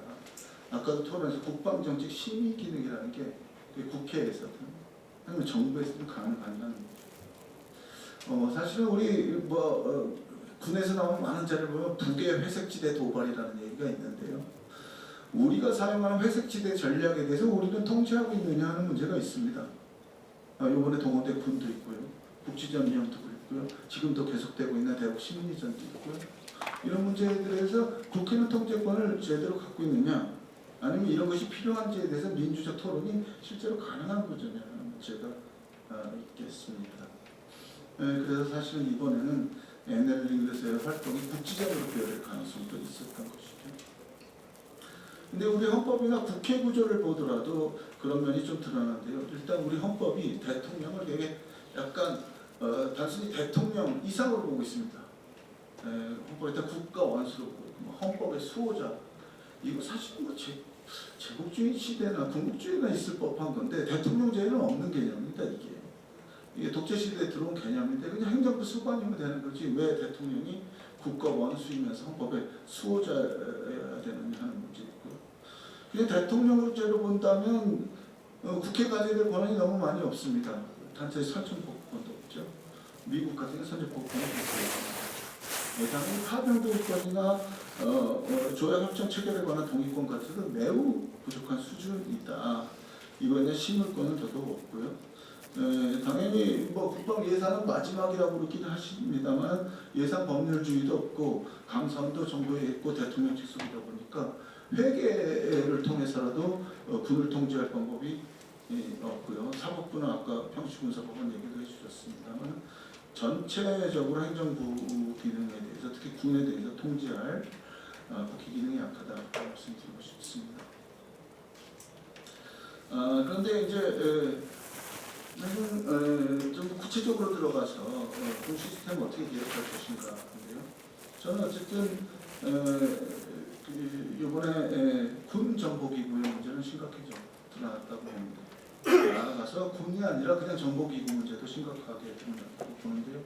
저희가 문재인 정부 때 이거 꼭 개혁하자고 했던 사안인데 개혁이 안 된 결과로 반복됐습니다. 그래서 방첩사령부는 무조건 폐지돼야 된다. 이렇게 했는데 이걸 놔두는 것은 안 된다는 거죠. 그래서 보안 업무, 대공수사권, 민간 관련 군 관련이라는 이름으로 사실 민간 정보를 수집할 수 있게 한 것, 장병 동원 관찰권, 정책 기능 모두 다 폐지되고 다른 것으로 일관되어야 된다고 생각하고 최소한의 방책 기능은 다른 실무 부서로 옮기는 게 좋겠다는 생각 다시 한번 말씀드리고요. 국정원도 국민 정보를 수집할 수 있습니다. 그래서 지금 정보기관은 국민 정보를 수집하면 안 된다라는 규범에 따라서 개혁돼야 되는데 그냥 정치적 중립으로만 개혁되어 있습니다. 그래서 국정원도 아직 조사권도 갖고 있고요. 국민에 대한 사찰 권한도 갖고 있습니다. 혐의가 없으면 국민 정보는 수집할 수 없다. 정보경찰도 마찬가지로 이런 원칙을 분명히 해야 되고 그것이 기본권 보호의 기본 틀로서 자리 잡혀야 된다 이렇게 생각이 들고요.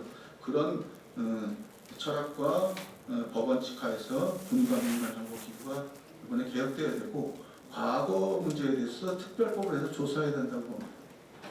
국정원이요 세월호 유가족들 피해자들 정보를 수집했어요. 그게 사참위에서 일부 드러났거든요. 그래서 피해자들이 내 정보, 내 사찰 정보 내놔봐라. 그때는 땡땡땡으로 표시되어 있으니까요. 그랬더니 국정원 답변이 뭔지 아십니까? 그런 정보는 존재하지 않는다는 겁니다. 정보 불존재. 아니 그 문서를 보고 땡땡땡만 있어 그 문서 내놓으라는 건데 내 이름 써가지고 정보를 특정하지 못했기 때문에 문서 이름을 특정하지 못했기 때문에 정보 부존재 답변을 한다는 겁니다. 이런 일들이 반복되기 때문에 국정원 과거사, 기무사 과거사 같은 데서 특별조사기구를 둬서 과거사를 조사해야 된다 이렇게 생각합니다. 조금 길어지는 것 같은데요. 객관적 능력 경력에 따른 진급 시스템 잘 얘기해 주셨습니다. 근데요 실제로 능력 경력에 따라서 진급을 하는 건 좋은데 모집단이 너무 많다면 어떻게 될까요? 그런데 어떤 기업에서 이사로 갈 수 있는 사람은 5명인데 이사 후보가 500명이 되고 1000명이 된다면 어떻게 될까요? 다 줄대려고 그러지 않겠습니까? 저는 이미 전문 직업인들이 되어 있다고 봅니다. 왜냐하면 장성수 대령수가 너무 많기 때문에요. 그냥 그야말로 그 경제인으로서 내가 진급할 수 있느냐가 굉장히 중요한 문제가 되어 있는 과도한 경쟁 상태이기 때문에 남아도는 장성수를 줄이는 것이 근본적인 문제의 해결 중에 하나다. 그러려면 사관학교부터 올라오는 인원수를 줄여야 된다. 말하자면 사관 학교를 통해서 배출되는 장교 인원수를 줄이고 장성수를 줄이고 그러려면 군직부대라든가 육군부대 중에서 불효급한 부대들을 과감하게 축소하지 않으면 남아도는 장성수를 해결할 수 없게 되고 재벌 임원들이 경쟁하게 되고 부당한 병력에도 모든 따르지 않을 수 없게 되는 구조가 된다. 그래서 정원 통제는 매우 중요하다 이런 말씀드리고 싶습니다. 그리고 군 복무기간 같은 거 확실히 단축할 수 있고 군 병력도 축소할 수 있다는 겁니다. 사실은 비상상태, 예외상태의 강조의 가장 중요한 것은 공격적인 군사 전력을 갖는다는 거거든요. 그럼 북한에는 무슨 북침 부대를 침투해도 좋고 그거는 공개 안 해도 좋고 나가서 유사시에는 북한을 점령할 수 있는 대규모의 부대를 유지하는 구조하에서는 문제가 해결될 수 없다. 그래서 군 병력을 최소한으로 축소하고 군 복무기간도 12개월로 하자. 그리고 모병제지 모습을 강화하자. 그래서 전체적으로 군 병력 축소에 입각한 군복무제를 선보자는 건데요. 제복 입은 제국의 국민이라고 하면 18개월에서 줄일 수 없습니다. 왜냐하면 문맹자들, 농사꾼들 데려왔기 때문이죠. 제국주의 시대나 군국주의 시대는 군복무 기간을 길게 해야 됩니다. 근데 제복 입은 시민이라고 하는 나라에서 12개월 이상 징병제를 하는 나라는 눈1 9차적으로도 없습니다. 이스라엘 같이 아주 특수한 나라를 제외하면 지금 얼마든지 12개월로 축소할 수 있고 사병수 포함해서 군병력은 우리가 북한을 점령하겠다는 계획만 줄이면 30만으로 줄일 수 있다는 통계가 이미 나와 있다고 봅니다. 이것을 좀 했으면 좋겠고요. 무엇보다도 군 장병, 그 다음에 장교들한테 사관학교 때부터 헌법교육을 해야 된다고 봅니다. 헌법교육이 없으면 안 되죠. 군 인권교육, 국제인권교육, 헌법교육, 성인지교육 같은 것을 의무화하는 것이 간단하지만 매우 중요한 방법이다 말씀드리고요. 마지막 한 가지는요. 오늘도 국기에 대한 맹세했습니다. 저는 이거 군국주의 잔재라고 보거든요. 왜 우리가 대한민국의 무궁한 영광을 위해서 약속을 해야 됩니까? 똑같이 선서를 하더라도 공무원들이 국민의 생명과 안전을 위해서 충성을 다할 것을 약속해야 되는 거 아닙니까?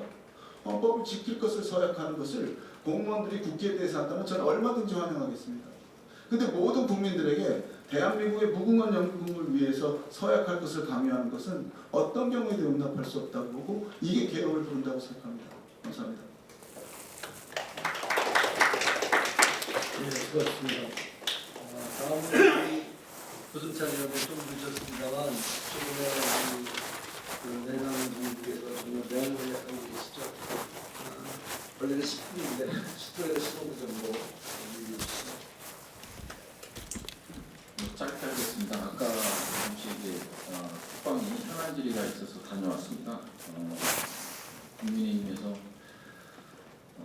김현태 707 단장과 그다음에 이제 국방부 차관 직무대행 장관 직무대행 불러서 그 현안 질의를 합니다. 민주당의 탄핵 공작과 관련된 현안 질의를 한다고 안되다 보니까 세게 항의하고 오느라고 좀 늦었습니다. 저는 시작을 그렇게 하고 싶어요. 이렇게 적어왔는데 마크 밀리 전 미 합참의장 지서신 중에 내용을 읽어보겠습니다. 다양한 인종, 피부색, 신념으로 구성된 합동군의 일원으로서 여러분은 우리 헌법의 이상을 구현해야 합니다. 우리 군의 모든 지휘관과 장병은 우리가 국가의 가치를 수호하고 항상 국가의 법과 우리만의 높은 행동 기준에 일치하도록 작전 수행을 해야 한다는 것을 명심하기 바랍니다. 이런 말이 있습니다. 결국은 뭐냐면 군은 이 명령과 관련돼서 위법이다 정당이다 따지기 전에 우선적으로 고려해야 될 것은 헌법의 가치라고 미국의 지휘관들은 지속적으로 장병들을 교육합니다. 그렇기 때문에 하나의 문화로 정착하게 된 거죠. 위법한 명령은 따를 수 없다라는 것. 하지만 대한민국은 그렇지 않은 것 같습니다. 이번 개헌만 보더라도 제도 자체가 너무나 허약합니다. 제도 자체가 너무 허약해서 개헌법도 보면 알겠지만 대통령 헌법이나 개헌법을 보더라도 대통령의 통치 행위로 규정되어 있습니다. 물론 선포 요건은 다르죠. 전시, 사변, 이에 준하는 국가 비상사태는 하고 있지만 상당한 권한을 대통령에게 주고 있습니다. 우리가 국회에서 해제 요구를 할 수 있습니다만은 결국은 또 해제권도 대통령이 갖고 있습니다. 그러다 보니까 군이 대통령의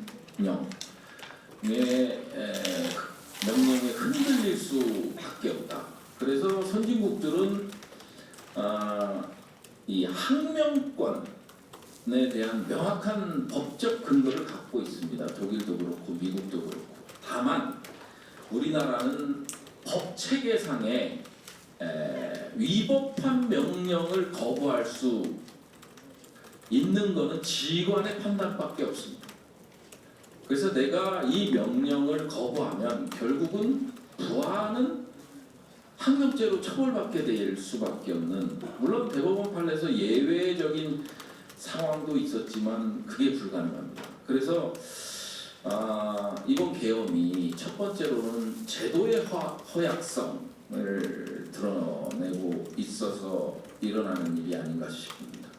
그리고 이제 두 번째는 법치가 아닌 인치가 지배하는 군과 관련돼서는 특히나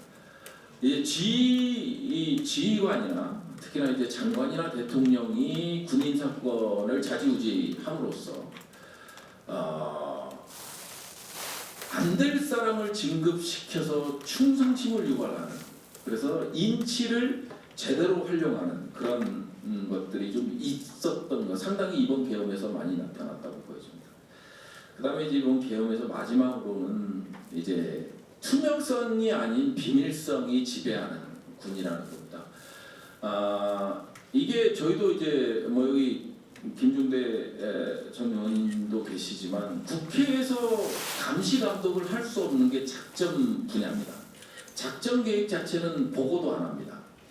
근데 미국만 가보더라도 CIA 예상까지 8인의 게임이라는 게 있어서 보고를 합니다.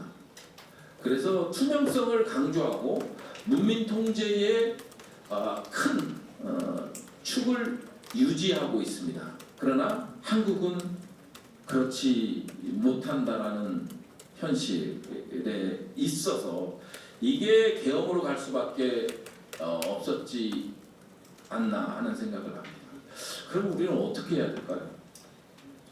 고민을 많이 해봅니다만은 결국은 우리가 역사적인 사례를 보면 이게 그 리더십이 이 군의 존재를 어떻게 인식하느냐가 이제 문민 통제의 기준이 되었던 것 같습니다. 헌법 5조를 보면 국군의 사명이 나옵니다. 왜 5조에 넣었을까요?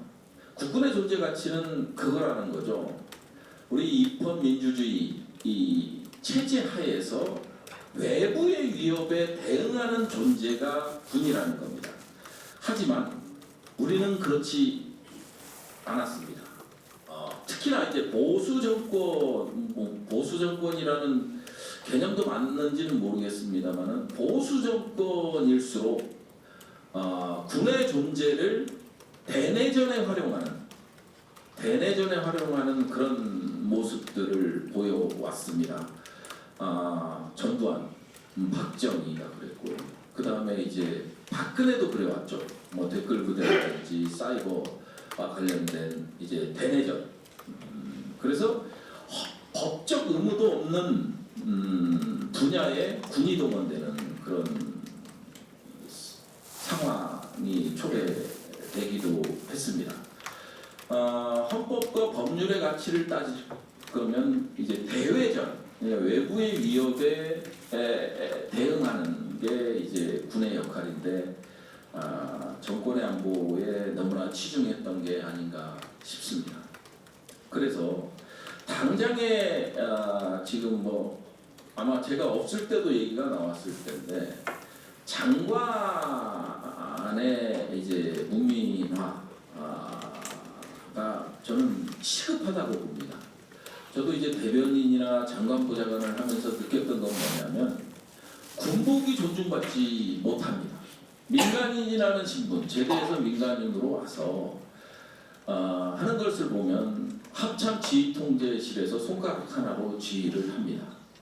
그리고 엄연히 장관은 장군을 인사에 있어서 제청권을 갖고 있지만 결정권을 갖고 있는 거나 진배가 없는 그런 역할들을 많이 했었습니다. 그러다 보니까 국방부와 합참의 관계를 명확화할 필요가 있습니다.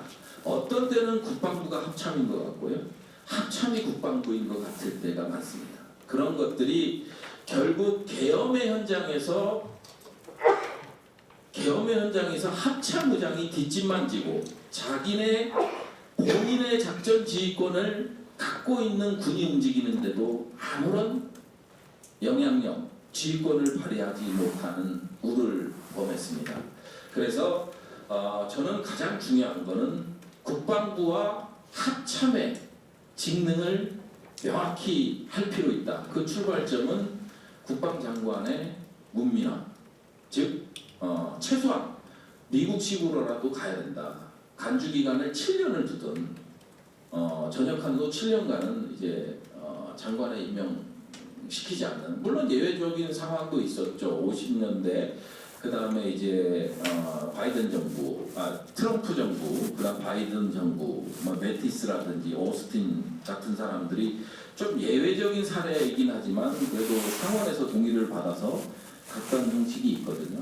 그래서 이제 가장 중요한 거는 그거 아닌가 싶습니다. 그리고 아까 잠깐 말씀드렸지만 작전 취해법관이 아닙니다. 작전에 대한 비밀성을 완화시킬 필요가 있다. 그러니까 최소한의 인원에 대해서 이런 부분들은 공개가 이루어져야 된다. 작전이기 때문에 이제 얘기하는 게 그거잖아요. 북풍을 얘기해도 작전이기 때문에 뭐 이런 식으로 넘어가는데 그런 문화가 잘못된 것 같아요. 그래서 이제 최소한도로 그런 것들을 이제 공개할 수 있는 이런 부분들이 조금 필요해 보인다라는 거고요. 그 다음에 이제 방첩사 기능과 관련된 겁니다. 방첩사 기능과 관련돼서 지금 방첩사는 저도 이제 법을 제정하기 해서 이제 결국은 이제 국힘과 국방부의 반대로 무산이 제정법 자체가 이제 통과가 무산이 되긴 했지만 방첩사는 군의 권력기관입니다. 그럼에도 불구하고 민간인에 대한 물론 방산 업무에 종사하는 민간이지만 민간인에 대한 수사, 그 다음에 개인 비리에 대한 수사를 하는 기관이 법적 근거가 없습니다. 뭐 경찰은 경찰청법이 있고 검찰은 검찰청법이 있고 군사경찰은 군사경찰법이 있는데 방첩사는 없습니다. 무소불위의 권력을 누릴 수밖에 없는 구조고 너무도 쉽게 군이 정치적으로 이용되는 수단이 될 수밖에 없는 것 같습니다. 그래서 방첩사의 기능을 재편해야 됩니다. 개인 비리, 그 다음에 실험보안 같은 거는 사실 방첩사가 할 이유가 없습니다. 그래서 이런 것부터 조정을 해야만이 정부의 방첩사의 눈치를 보지 않을 수밖에 없습니다. 그냥 두서없이 얘기하고 있는데요. 끝으로 결국은 사람의 문제인 것 같습니다. 법이 취약하고 허점을 드러내고 그 다음에 인치가 지배하고 투명성이 결여됐다고 하지만 결국은 사람의 문제인 것 같습니다. 리더십을 어떻게 하면 하느냐, 어떻게 국민의 생명과 안전 그리고 국가방위에 충실하는 군이 될 수 있느냐, 어떻게 하면 대내전이 아닌 헌법에 규정한 대외전의 임무를 수행할 수 있느냐, 이런 방향으로 바뀌어야 된다고 생각합니다. 여기 계시는 모든 분들이 그 방안을 찾아내고 정착시키는데 도움을 주셔야 될 걸로 생각합니다. 이상입니다. 네, 고맙습니다. 이제 네 분의 토론이 다 끝났습니다. 제가 당초 처음 시작할 때 20분 발표, 10분 토론하면 20분쯤 끝나고 다음 펌으로 갈 수 있지 않을까 생각했는데 조금씩 길어져서 지금 벌써 3시 45분이 됐고요. 그리고 김영석 박사님의 발표 이후에 워낙 다양한 이슈들에 대한 문제제기, 의견 제시가 있어서 하나로 담아서 얘기하기는 좀 쉽지 않을 것 같습니다. 오늘 김영석 박사님의 발표는 마지막에 듣는 걸로 하고요. 지금부터 한 10여 분 정도 프로에 계신 분들의 질문이나 간단한 의견을 듣겠습니다. 개인적으로 한 2분 이내, 지금 시간이 워낙 없으니까요. 2분 이내로 말씀해 주시면 되겠습니다. 말씀해 주신 힘들어 주시면 먼저 소속과 성함을 말씀해 주시고 얘기해 주시죠. 예.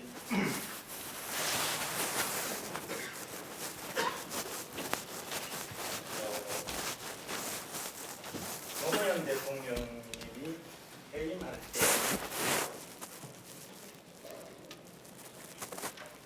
어떤 시민이 재임 동안에 5년 동안 그 많던 방산 비리가 한 건도 발생되지 않았는데 그 비결이 뭐냐고 그런 질문을 하더라고요. 근데 대답이 나는 우리 군의 진급 심사를 매우 투명하게 했다. 어떻게 했느냐? 외부의 외풍이 들어오지 않게끔 공간에다가 단 하루나 이틀 만에 외부 사람들 접촉을 못하는 공간에다가 심사위원들을 다 불러 모두와 놓고 한 자리에서 그 사람 근무평가, 교육성정, 기준에 의한 그 적성 이런 걸 다 그 토론을 해가지고 그 자리에서 다 결정하고 나오라 그랬다. 그러니까 오늘 결정을 못하면은 거기에서 밤을 새우지 밖에 못 나가게 했다.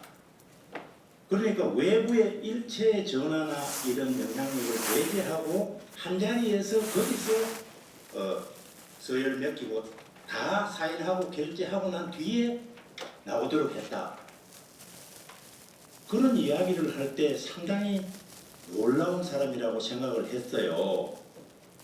저는 그 진급만 확실하게 외풍 없이 그 공평하게 이렇게 되면은 그 사조직도 잘 형성이 안 되고 그 다음에 뭐 이런 쿠데타도 따지고 보면 전부 인맥에 의한 충성 이런 걸로 된 걸로 생각이 되거든요.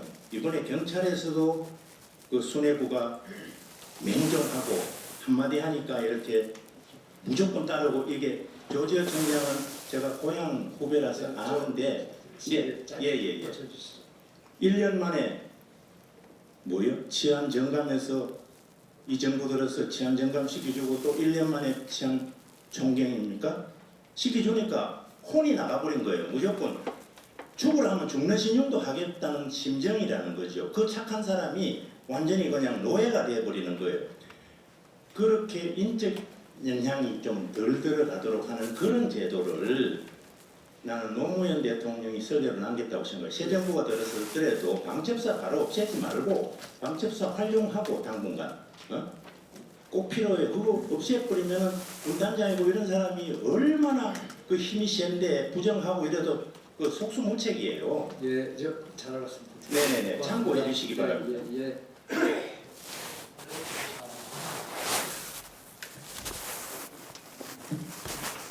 저는 국회 출입에서 송범기자입니다. 네, 평상시에는 우리 김종대 의원 존경합니다. 일단 김종대 의원이 무슨 말씀하시냐면 기자회로 태국을 통합하자 하는 얘기를 하시요. 이제 마지막에 좋아해요. 뭐 꼬투리 질문은 아닙니다. 네. 여기에 공무사건을 나오신 우리 구승찬 의원 계시고 육사 나오신 김자분 계신데 이게 통합이 가능한가? 내가 볼 때는 넌센스다. 제가 비정리했어. 저는 십교수 1980년도 교원 위컴 1979년 교원 위컴 대전 계실 때 미팔군 고등학교 선생했습니다. 12년. 그 당시에 누가 미국 대사를 했냐? 그다음 대사했고 그 전에 순환 대사가 있어요. 내 어린 소경은 고등학교 선생. 대사 뒤에다가 존 위컴 평명차가 올려놓은 거예요. 야, 잘못 올린 거 아닌가? 잘못 올렸다. 속을 내가 먼저 주고 싶다. 앞으로. 근데 뒤에 위컴 대장이 미국 대사 뒤에다 하는 거예요. 물론 미국 역사를 보면 조지 오신 초대 독립국 사람입니다. 그러나 지금 어떻게 250년 돼가지고 다 문명화됐어요. 문명화됐습니다. 그래서 미국 대사가 월등히 미국 대장보다 높구나 하는 걸 배웠어요. 그래서 오늘 이 두 분이 싸움하라는 건 아니에요. 가능한 거, 가능한 거. 모든 게 미국 사관학교는 웨스트포드에 있고 미네폴리스 있고 일반적으로 콜로라도 덴버에 있는데 이게 엄청 떨어졌어요. 태능에 있고 청주에 있고 진에 있는데 이게 가능한가? 좀 그 다음에 기브라인데 칭찬하고 싶어요. 좀 구승찬 의원님, 그 다음에 박선원 의원님 아까 가셨어요. 제가 김정규 의원 참 수고하셨습니다. 민주당이 저는 민주당 위원장 했어요. 용산구에. 그래서 참 약합니다. 지금. 어떤 당에 비해서 약해요. 선의의 질문을 받았었어요. 저 금강산 국회의장 최일식입니다. 네, 오늘 백제 토론 참 좋은 의견들 많이 들었습니다. 단 저는 완전 비전문가로서 참 오늘 그 구태타 방지 계획 방안 돌발 질문을 한번 해보겠습니다. 여러 가지 뭐 개정을 하려면은 뭐 주제가 걸리고 그러겠죠. 근데 비전문가로서 딱 한번 생각나는 게 구태타는 군 상부에서 일으키고 계엄은 대통령이 일으키고 그러는데 그거를 완전 국회에서 법제화를 해가지고 아예 못하게 법을 만들어 놓으면 어떻겠느냐 이거죠. 그리고 군이 구태타를 일으키려면 상부에서 지시하면 하부에서 항명을 해도 죄를 안 받을 수 있는 그런 법을 아예 만들어 놓으면 이거 완전 돌발질문입니다. 여러 가지 복잡한 게 많겠죠.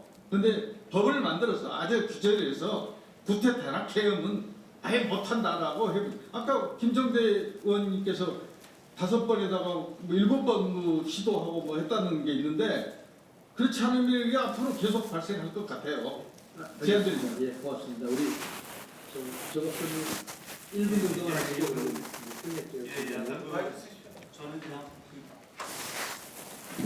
예, 경남도 군사과정입니다. 이제 원래 주제대로 해서 문민 통제 관련돼서 이제 아까 부산장 의원님은 이제 장관을 이제 민간을 만든 문제가 있고, 그다음에 제가 이제 아까 참 찾아보니까 예전에 보면은 이제 군에서 오래 계셨던 그 민간인들, 아까 전제국 국방정치실장도 있고, 우리 이제 김영석 박사님은 이제 기초실장을 했고, 예전에 이제 제가 생각한 순수한 학자로서 이제 그 개혁실장에 홍기덕 교수가 가서 했던 기억이 있는데, 일본의 경우는 이제 이게 문민 통제가 어려우니까 실제로 이제 관료 통제란 말을 쓰거든요. 그러니까 실제 정보에, 그러니까 일본의 정보에 있는 관료들이, 그러니까 아까 이제 여기서는 구분을 잘 안 하셨지만 국방부가 합참 구분해가지고, 합참은 이제 완전 제복조로서 전문 군인들이고 자유되겠죠. 그 다음에 이제 국방부는 상당 부분이 이제 민간 전문가나 아니면은 관료들이 들어와가지고 기재부나 이런데, 옛날에 이제 그 이명박 정부 때도 차관이 국방부에 하면 기재부가 사람이 왔었잖아요. 근데 이제 거꾸로 아까 이제 김정석 박사님 얘기하시는 건데, 차관을 이제 2인자로 하자 보면 거꾸로 그런 문제가 생기는 것 같아요. 기재부에서 온 사람이 차관 아니면 사실 지금 상황 같은 경우 통절도 못 하거든요. 그래서 그런 것들이 좀 여러 가지로 고려해야 되지 않나 생각합니다. 예, 고맙습니다. 시간이 별로 없어서 질문이나 후면 질문을 마치겠습니다. 이제 55분이나 5분 내로 마칠 거고요. 이 토론자분들도 정말 수고하신 더 많으실 건데, 일단 발표자님이 한 2, 3분 정도 종합적인 답변을 해주시고, 그리고 더 마무리할 시간을 갖겠습니다.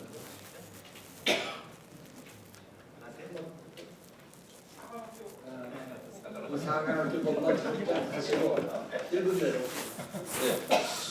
그 사관학교 통폐합 문제는 역대 정권 때 국방개혁으로 다 검토가 됐습니다. 제가 알기로는 김대중 대통령 시절에도 이 문제는 검토됐고, 노무현 대통령 시절에도 심지어 군 내부로부터 이 요구가 나왔던 사안이거든요. 근데 육군사관학교가 약 300명 돼요. 해공부는 그거보다 못하고. 제가 연세대 경제학과를 나왔는데 한 개과가 250명, 270명 됩니다. 연구 때 합격이 가능해요? 아니, 그런데 종합대학 1개과 교육가 안 돼요, 교육생이. 그래서 뭐 지난 대선에 여야 대선 후보 공약이 공이 육군사관학교 지방인재였습니다. 그래서 후보지까지 물색이 됐거든요. 그래서 지리적 한계는 어차피 정치권에서는 지방이전을 하겠다고 이야기를 했으니 차후에 그 중복되는 기능이라도 일단 생각을 하게 되면 바람직하지 않나 생각이 되고, 1, 2학년은 공동사관학교 과목을 이수하고 3, 4학년 때부터 직능으로 육해공부를 선택할 수 있게, 이렇게 하면은 훨씬 더 적은 인력으로 풍부한 교육에다가 타군의 특성도 경험할 수 있고, 이렇게 해가지고 조금 더 어떤 합동성 구현에 유리하다. 요게 군 내부에서 연구가 됐다는 것까지만 말씀드리고요. 정말 뭐 그렇게 일단 우리가 국가는 해주시죠. 네, 오늘 좋은 기회였는데요. 제가 뭐 이렇게 제약된 시간 내에 말씀드렸지만 이 토론자분들께서 더 폭넓게 굉장히 풍부한 말씀 해주신 거라고 생각이 들고 대부분 내용 동의하고요. 마지막으로 딱 두 가지만 강조드리겠습니다. 사실 이번 이 사태를 계기로 우리가 여러 가지 지적이겠지만 시대는 군 자체의 노력이 필요하고요. 이제 군대 다음을 회복하기 위해서 정말 각성이 필요하고 다시 태어나겠다는 어떤 그런 절치부심의 군 자체의 노력이 필요하다고 보고 또 하나는 이제 정치 권력도 한번 돌아봐야 된다고 생각합니다. 오늘 말씀 나왔던 방첩사라든지 또는 군 장성 인사라든지 이런 거에 관해서는 결국 권력을 잡은 정치권이 이 유혹을 극복하고 좀 더 길게 보는 민군 관계를 위해서 절제할 수 있느냐 이런 문제라는 말씀을 드리고요. 그런 차원에서 사실 이게 이 민군 관계라는 건 아까도 모두에 말씀드렸지만 쿠데타 방지는 굉장히 촉기적인 과제, 1차 과제입니다. 그게 전부는 아닌데 우리 사회는 이미 그거를 극복했다고 저는 생각했었습니다. 그렇지 않습니까? 많은 분들이.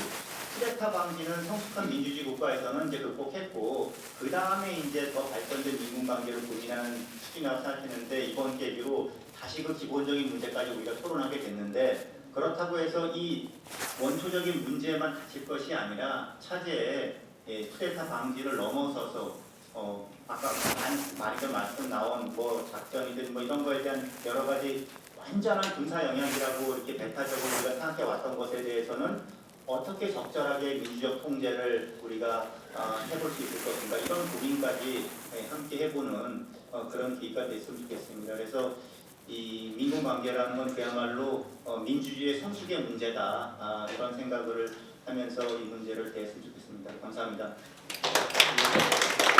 그래서 끝났는데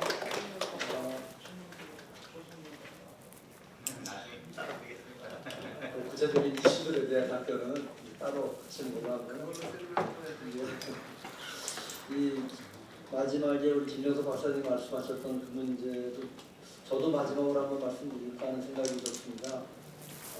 90년대 국방개혁이 처음 시작됐을 때 그때 큰 이슈가 군의 정치적 동원과 정치적 이용 문제를 어떻게 척결할 것인가 이게 정말 큰 문제였거든요. 김영삼 대통령 때부터 시작했고 김정일 대통령 때 국방개혁이 제도화돼서 문재인 대통령 때는 법제화가 됐습니다만 그때 그러한 국방개혁의 추진 과정에서 군의 정치적 중립과 이것을 실현하기 위한 문민통제가 당시부터 아주 중요한 과업이었습니다. 그리고 이것을 제도화하기 위한 노력이 국방개혁 2025나 국방개혁 2.0을 통해서 계속 이어져 왔었습니다. 지금 말씀 나왔던 많은 내용들이 이미 구체적인 방안들로 많이 대두가 됐었고 실천도 많이 됐었습니다. 그러나 완벽하게 되지 못한 부분들도 있었고요. 특히 윤석열 정부 들어서 일정 부분 반전이 이루어지면서 그런 기원 벡터를까지 가져가는 생각이 듭니다. 김대중 대통령 때부터 계속 많이 나왔던 얘기가 국민의 군대라는 표현이었습니다. 국민의 군대로서 군의 위상을 재정립하는 것.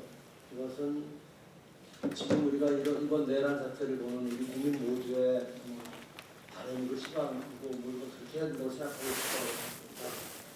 또 정부의 재구성 과정에서 과거에는 국방개혁이 주로 정부에서만 운영이 됐었는데 정부와 국회를 망라한 아까 우리 총체적인 범정부위원회 제안도 나왔었는데 종합적인 어떤 개혁 노력으로 이루어지기를 기대합니다. 마침 또 우리 부승찬 의원님께서 국방이 간사시기가 하니까 국회가 좀 더 역할을 하는 그런 정말 민주화된 국민의 군대로서의 군의 위상 재정립을 위한 전체적인 노력을 기대해 보겠습니다. 오늘 장시간 수고하셨습니다. 고맙습니다.